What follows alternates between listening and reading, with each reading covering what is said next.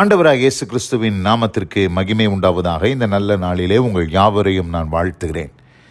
இந்த நாளின் தியானத்திற்கு என்று தெரிந்து கொள்ளப்பட்ட வேத பகுதி யோவான் சுவிசேஷம் 2ஆம் அதிகாரம் 4ஆம் வசனம்.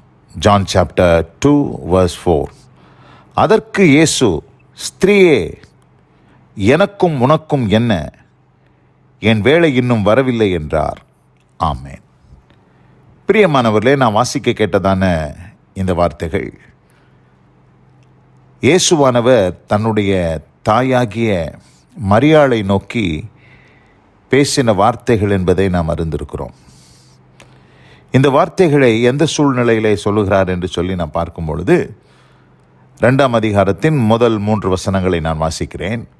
3ஆம் நாளிலே கலிலேயாவில் உள்ள கானா ஊரிலே ஒரு கல்யாணம் நடந்தது.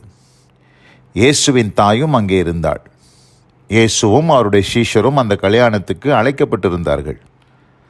திராட்சரசம் குறைவுபட்டபோது இயேசுவின் தாய் அவரை நோக்கி, அவர்களுக்கு திராட்சரசம் இல்லை என்றாள்.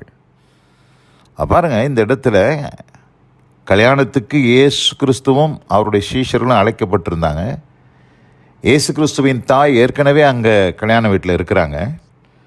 அந்த இடத்துல திராட்சரசம் குறைவுபடுகிறது.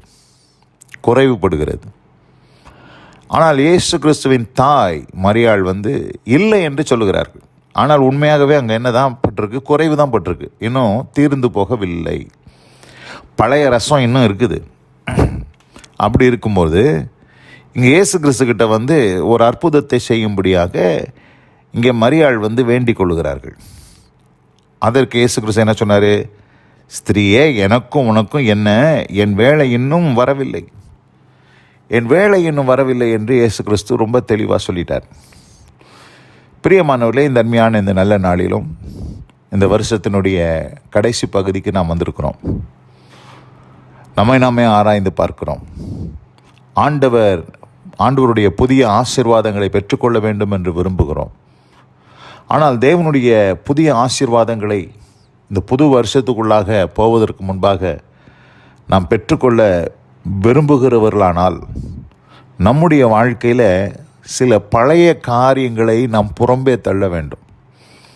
இந்த பழசு இருக்கிற வரைக்கும் தேவனால் புதுசு ஒன்றை செய்யவே முடியாது. பாருங்கள், இந்த இடத்துல பழைய ரசம் இருந்துக்கிட்டே இருந்துச்சு, இன்னும் தீர்ந்து போகலை. குறைவுபட்ட போது அப்படின்னு போட்டிருக்கு வசனம். குறைவுபட்டபடினாலே இயேசு கிறிஸ்துவுக்கு அந்த இடத்துல அந்த திராட்சை ரசம் முற்றிலும் தீர்ந்து போகும் வரையிலும் அவர் காத்திருந்து அதற்கு பின்னதாக தான் அவர் அங்கே 6 கற்சாடிகளை, ஏற்கனவே இருந்த அந்த துருத்திகளிலோ அந்த கற்சாடிகளிலோ அவர் போய் மறுபடியும் அதை திருப்பி நிரப்பி அற்புதம் செய்யலை. அது ஏற்கனவே இருந்த ஜாடிகளை, துருத்திகளை ஆண்டவர் புறம்பே தள்ளிட்டு புதிதாக அங்கே வைக்கப்பட்டிருந்த, சுத்திகரிப்புக்குன்னு வைக்கப்பட்டிருந்த 6 கற்சாடிகளை இயேசுவின் கண்கள் கண்டு அதிலே தண்ணீரை வார்க்கும்படி சொல்லுகிறார். அங்கே இயேசுவின் தாய் என்ன சொல்லுகிறார்? 5ஆம் வசனம். அவருடைய தாய் வேலைக்காரரை நோக்கி, அவர் உங்களுக்கு என்ன சொல்லுகிறாரோ அதன்படி செய்யுங்கள் என்றார். அப்போ இந்த இடத்துல இயேசு கிறிஸ்து என்ன சொல்லுகிறாரோ அதன்படி செய்யணும். அப்போ தான் நம்முடைய வாழ்க்கையில் ஒரு புதிய அற்புதம் நிகழும் என்பதில் எந்த சந்தேகமும் இல்லை. நம்ம அநேக நேரங்களில் நாம் நினைக்கிறத செய்கிறோம், மனுஷர்கள் சொல்லுகிறத செய்கிறோம். இன்றைக்கு நம்மை சுற்றியுள்ள மக்கள் என்னென்னலாம் ஆலோசனை கொடுக்குறாங்களோ அந்த ஆலோசனைலாம் செய்கிறோம். எதையும் செய்யாதீங்க. இயேசு கிறிஸ்து அவர் உங்களுக்கு என்ன சொல்லுகிறாரோ அதன்படி செய்யுங்கள் என்று இங்கே மரியாள் சொல்லுகிறாள் வேலைக்காரருக்கு. அவர் என்ன சொன்னார்? சாதாரண தண்ணீரை தான் நிரப்ப சொன்னார். ஆண்டவர் பாருங்கள், எப்பொழுதுமே ஒரு பெரிய காரியத்தை செய்ய சொல்லவே மாட்டார். சிம்பிள் திங்ஸ், சாதாரண காரியங்களை தான் ஆண்டவர் சொல்ல. விசுவாசிங்க, ஜெபம் பண்ணுங்க, காத்துருங்க, பொறுமையாக இருங்க, இப்படி தான் சில காரியங்களை சொல்லுவார். நம்ம ஆண்டவர் ஏதாச்சும் பெருசாக சொன்னால் நம்ம செய்யலாமே அப்படின்னு நம்ம பார்ப்போம். ஆண்டவர் அதெல்லாம் சொல்ல மாட்டார். ரொம்ப சாதாரண காரியங்களை கொண்டு தான் ஆண்டவர் பெரிய காரியங்களை செய்ய வல்லவராக இருக்கிறார். அப்போ இங்கே சாதாரண தண்ணீரை தான் ஆண்டவர் நிரப்ப சொல்லுகிறார். அந்த தண்ணீரை அந்த வேலைக்காரர்கள் முழுவதுமாக நிரப்பின பிற்பாடு அதை மொண்டு கொண்டு போங்கள் என்று சொல்லுகிறார். அந்த தண்ணீரை, நிரப்பின தண்ணீரை மொண்டு கொண்டு போங்கள். 8ஆம் வசனம், அவர் அவர்களை நோக்கி, நீங்கள் இப்பொழுது மொண்டு பந்தி விசாரிப்புக்காரரிடத்தில் கொண்டு போங்கள் என்றார். அவர்கள் கொண்டு போனார்கள். அந்த திராட்சை ரசம் எங்கே இருந்து வந்தது என்று தண்ணீரை மொண்ட வேலைக்காரருக்கு தெரிந்ததே அன்றி பந்தி விசாரிப்புக்காரனுக்கு தெரியாது. தண்ணீரை மொண்ட, அப்போது கற்சாடிகளிலிருந்து அவங்க மொண்டு கொண்டு போக சொன்னார். எதை மொண்டு கொண்டு போக சொன்னார்? தண்ணீரை தான் மொண்டுட்டு போக சொன்னார். தண்ணீரை அவர்கள் பாத்திரத்தில் மொண்டு கொண்டு பந்தி விசாரிப்புக்காரனிடத்தில் கொண்டு போகிற வழியிலே தானே அந்த தண்ணீர் திராட்சை ரசமாக மாறிற்று. பிரியமானவர்களே, இந்த அருமையான இந்த நல்ல நாளிலும் ஆண்டவர் இந்த வருஷத்தின் கடைசியில் உங்கள் வாழ்க்கையில் ஒரு அற்புதத்தை செய்ய, ஒரு புதிய காரியத்தை செய்ய விரும்புகிறார். ஆனால் நம்முடைய வாழ்க்கையில் நாம் என்ன செய்ய வேண்டும் என்று சொன்னால், பழையவைகளை நாம் புறம்பாக்க வேண்டும். பழைய காரியங்கள், பழைய ஆண்டவருக்கு சித்தமில்லாதது, மனுஷனுடைய கிரியைகள். அந்த திராட்சை ரசம் பார்த்திங்கன்னா மனுஷனுடைய கிரியையினால் செய்யப்பட்ட திராட்சை ரசம். அது தீர்ந்து போகிற வரைக்கும் ஆண்டவர் காத்திருந்தார். அது முற்றிலும் அறவே அகற்றப்பட வேண்டும். அது அகற்றப்பட்ட பிற்பாடு தான் ஆண்டவர் ஒரு புதிய காரியத்தை ஆண்டவர் செய்தார். பிரியமானவர்களே, வேதத்தில் நம்ம வாசிக்கிறோம். லூக்கா சுவிசேஷம் 5ஆம் அதிகாரம் 38ஆம் வசனத்தை வாசிக்கிறேன். புது ரசத்தை புது துருத்திகளில் வார்த்து வைக்க வேண்டும், அப்பொழுது ரெண்டும் பத்திரப்பட்டு இருக்கும். புது ரசத்தை புது துருத்தியில் தான். புது ரசத்தை பழசோட மிக்ஸ் பண்ணவே கூடாது. புதுசும் பழசும் மிக்ஸ் ஆச்சுன்னா அது ரெண்டுமே கெட்டு போயிடும்.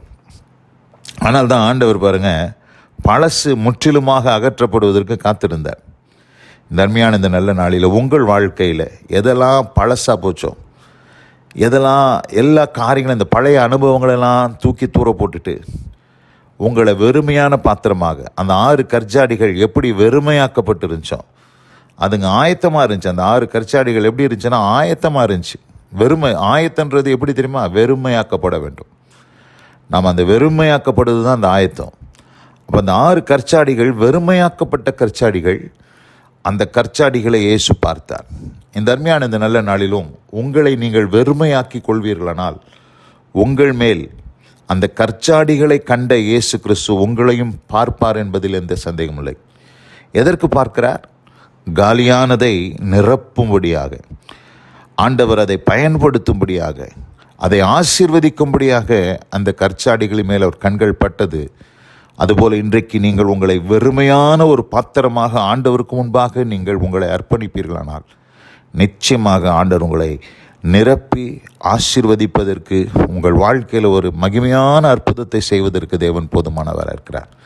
ஆதலால் பிரியமானவர்களே, என் வேலை இன்னும் வரவில்லை என்று இயேசு சொன்னது போல சில நேரங்களிலே நம்முடைய வாழ்க்கையிலே தேவனுடைய கிரியைகள் நடப்பிக்கப்படுவதற்கு இன்னும் வேலை வராமல் போனதுக்கு காரணம் என்னென்னா, நீங்களும் நானும் தான். என்ன செஞ்சிட்ருக்குறோம்? இன்னும் பழைய காரியங்களை நம்மளோட வாழ்க்கையில் வச்சிட்ருக்குறோம். பழைய அனுபவங்களை, புளித்து போன காரியங்களெல்லாம் இன்னும் வச்சிட்ருக்குறோம். அதெல்லாவற்றையும் அகற்றின பிற்பாடு, முற்றிலும் தீர்ந்து போன பிற்பாடு தான் ஆண்டவர் சொல்வார் என் வேலை வந்தது என்று சொல்லி. ஆதலால் பிரியமானவர்களே, இந்த வருஷத்தின் கடைசியில் நம்மை நாமே ஆராய்ந்து பார்த்து நம்முடைய வாழ்க்கையில் இருக்கிற பழமையாய் போன காரியங்களை எல்லாவற்றையும் அகற்றி புதிய காரியத்திற்கு நம்மை ஆயத்தப்படுத்தி புது நன்மையினால் நாம் நிரப்பப்பட தேவன் நமக்கு கிருபை செய்வாராக. இந்த வசனத்தை கேட்ட உங்கள் ஒவ்வொருவரையும் கர்த்தர் ஆசீர்வதித்து காப்பாராக. God bless you all. ஆமென், ஆமென். நாம் ஜெபிப்போம். எங்கள் அதிகமாய் நேசிக்கிற எங்கள் அன்பின் பரலோக பிதாவே, என் வேலை இன்னும் வரவில்லை என்று இயேசுவானவர் சொன்ன அந்த காரியத்தை நாங்கள் இந்த நாளிலே அறிந்தோம், தியானித்தோம். எங்கள் வாழ்க்கையில் பழைய காரியங்களை நாங்கள் அகற்றி புது ரசத்துக்கு நாங்கள் இடம் கொடுக்க கர்த்தர் எங்களுக்கு கிருபை செய்திரும்படியாக ஜெபிக்கிறேன். ஆசீர்வதியும். வசனம் கேட்ட பிள்ளைகள் ஒவ்வொருத்தருடைய வாழ்க்கையில் அப்படிப்பட்ட அனுபவத்தை தந்தார்கள். கிருபையின் கரத்தில் தாழ்த்துகிறேன். இயேசு கிறிஸ்துவின் வல்லமை மிகுந்த நாமத்தில் பிதாவே. ஆமென், ஆமென்.